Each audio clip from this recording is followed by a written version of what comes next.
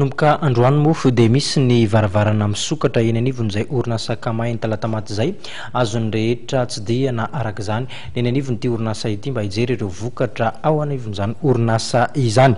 Fa namanga ny fiangonana Apokalipsy tany amin'ny faritra avaratry nosy dia nitao asava kosa ny pasteur Mayol tao anatin'izany no niaonany tamin'ireo mpitondra sy mpandraraha ekonomika ao an-toerana.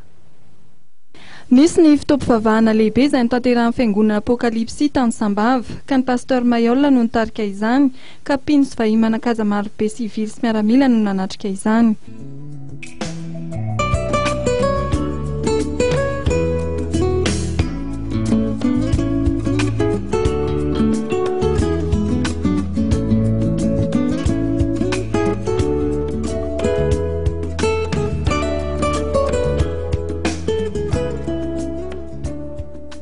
Nisy ihany koa ny konferensa lehibe izay nitanterahan'ny pasteur Mayol nandritra ny 3 andro tao Sambava ka olona 770 no roso tamin'ny batisa ka nanatevin-daharana ireo mpino anatin'ity fiangonana izay tarihany.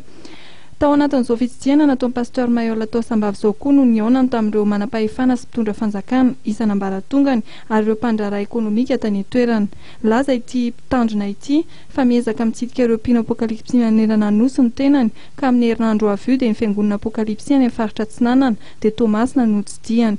Nanambaraka ihany koa izy fa isy ny feonam-be mitandrina rehetra eo anivon'ity fiangonana ity ny sabotsy 20 Desambra avy izao sady fanankatonana amin'ny fanamariana ny 15 taona ity fiangonana ity izay ho tanterahany eto Antananarivo. Nanamafy ihany koa izy fa isy ny feonam-be ny fiangonana rehetra eto Antananarivo izay atao eny amin'ilay toerana nangan'ilay foibe iraisam-pirenena amin'ny fiangonana Apokalipsy eny Ambohimarina ny sabotsy 5 volana Janoary 2024 avy izao.